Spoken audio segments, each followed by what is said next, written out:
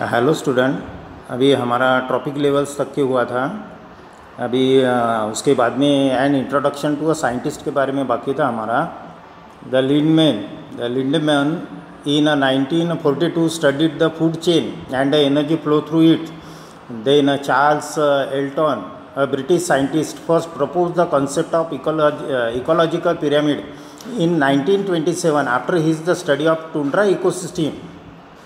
यानी जो tundra ecosystem के ऊपर उसने स्टडी की और of Bear Island in England. Hence this pyramid is also called as an Eltonian pyramid करके वो पिरामिड को नाम दिया गया इज अ एल्टोनियन पिरामिड। अभी हम आगे रहे कि जो डायग्राम यानी फिगर 7.4 में जो बताया हुआ shows the transfer of shows energy transfer and that takes place to each tropic level. हर एक ट्रॉपिक लेवल पे एनर्जी कैसी ट्रांसफ़र होती हमने वो डायग्राम में बताया हुआ है वो फिगर में। There are different levels of energy exchange in a food chain. Energy कैसी एक्सचेंज हो रही of means primary to secondary, secondary to means producer to first trophic level, first to secondary, secondary to tertiary, ये third trophic level, fourth trophic level. Energy कैसी transfer होते रहते तो पूरी 100% energy transfer नहीं होती उसमें की एनर्जी पिरामिड देखो वो पिरामिड क्या होते जा रहा है टॉप पे वो कम होते जा रहा है यानी बॉटम से अप टू कुछ हाइट पे यानी टॉप तक के वो क्या होते जा रहा है वो पिरामिड की साइज जो है वो कम होते जा रही वो डायग्राम में बताया हुआ है। There are different levels in energy exchange in the food chain. The initial quantity of energy goes on decreasing at every level of energy exchange. इसमें क्या दिख रहा है जो एनर्जी जो लेवल है वो क्या होती जा रही कम होते जा रही यानी हाईएस्ट लेवल तक के लोएस्ट टू हाईएस्ट लेवल तक के वो क्या होते जा रही कम होते जा रही यानी अभी diagram This pattern of energy exchange in an ecosystem is called an pyramid of energy. अभी ये डायग्राम में अगर आपने देखा तो जो बॉटम में टोटल क्वांटिटी एनर्जी कितनी है 10,000 किलो कैलोरी एनर्जी है। मीन्स वो 10,000 किलो कैलोरी एनर्जी किस में तैयार हुई है फाइटोप्लैंक्टन्स। ये एक्वेटिक एनिमल्स है मीन्स फाइटोप्लैंक्टन माइक्रोब्स है फाइटोप्लैंक्टन्स। बाद में उसमें की 10% सेकंड लेवल पे ट्रांसफ़र हो गई मीन फर्स्ट ट्रॉपिक लेवल पे देखो अभी मीन्स फाइटोप्लैंक्टन में की 10% एनर्जी ज़ूप्लैंक्टन में ट्रांसफ़र हुई यानी 10,000 के 10% कितने हुए 1,000 जू प्लैंक्टन में ट्रांसफ़र हो गए। फिर जू प्लैंक्टन में की 10% सेकंड अभी फिशेस में ट्रांसफ़र हो गई बराबर है। फिशेस में 10% किसकी जू प्लैंक्टन की 10% कितनी हुई 1,000 की 10% एज 100 किलो कैलोरी। फिर फिशेस में की 10% ह्यूमन में ट्रांसफ़र हुई मीन्स कितनी 10 किलो कैलोरी। यानी हर एक ट्रॉपिक लेवल से वो जो एनर्जी लेवल कैसी ट्रांसफ़र होती रहती वो एनर्जी जो है सिर्फ 10% वो ट्रांसफ़र होते रहती। After the death of apex consumers, अभी एपेक्स कंज्यूमर्स इज अभी यहाँ पे अभी इसमें अगर देखा तो कौन ह्यूमंस उनकी डेथ होने के बाद में their energy becomes available to the decomposers. इनकी जो एनर्जी है वो एनर्जी किसके लिए अवेलेबल होती है डिकम्पोजर्स के लिए। डिकम्पोजर्स में fungi and other microorganism decompose the bodies of dead animals they are called as an decomposers.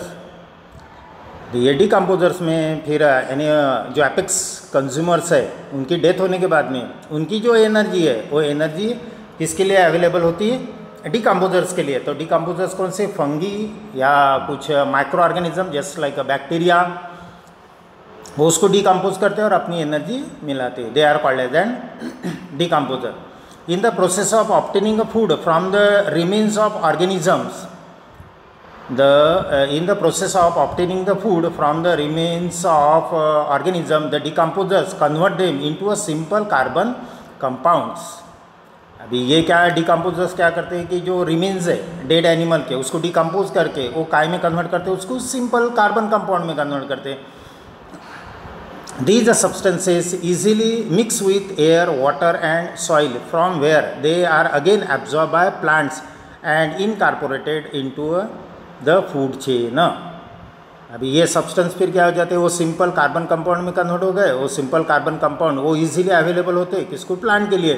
Plant उसको एब्जॉर्ब करते और फिर और उसको कॉम्प्लेक्स फूड में वो प्लांट फोटोसिंथेसिस प्रोसेस थ्रू वो फूड में उसको कन्वर्ट करते करके. उनका भी एक मेन इम्पॉर्टेंट रोल है किसका, या माइक्रोब्स का. You can now see that due to a food web formed by the various modes of nutrition, energy and various nutrients circulate continuously in the ecosystem. करके ये न्यूट्रिएंट जो है, ये nutrition food web through various modes of nutrition. अभी ये food web में nutrition के अलग अलग टाइप दिख रहे हैं हमको. एनर्जी एंड वेरियस न्यूट्रिएंट, और जो न्यूट्रिएंट्स है वो कंटिन्यूस ये इकोसिस्टम में क्या होते रहते हैं, सर्कुलेट होते रहते. The sun is the most important source of energy in an ecosystem. Sun ये एक मोस्ट इम्पॉर्टेंट है ये इकोसिस्टम में सबसे सोर्स ऑफ एनर्जी वाला जो है the sun.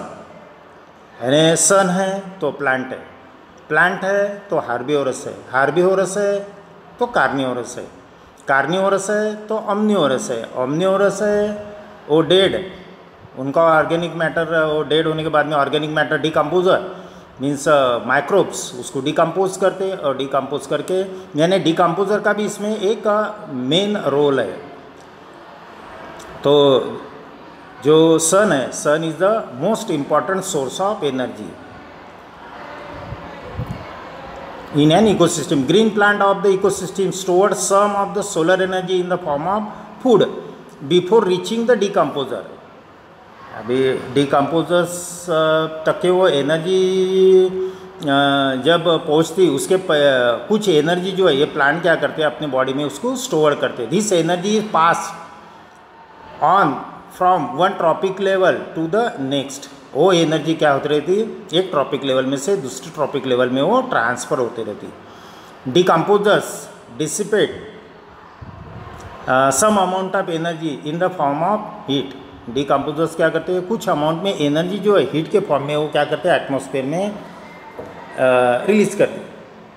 However no part of energy even ever return to the sun.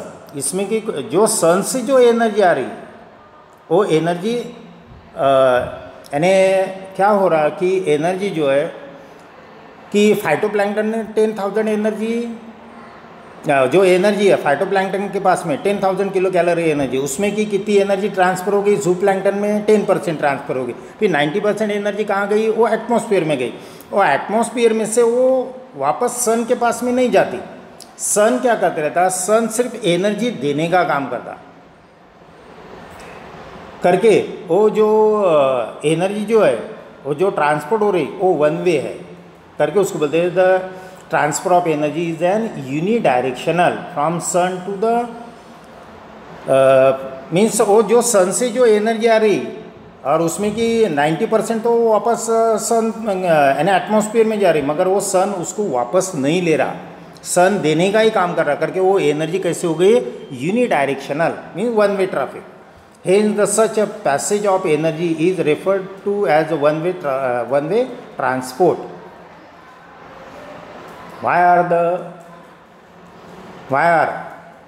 the numbers of tertiary consumers, tertiary mean third apex carnivorous, always less than those of other consumers.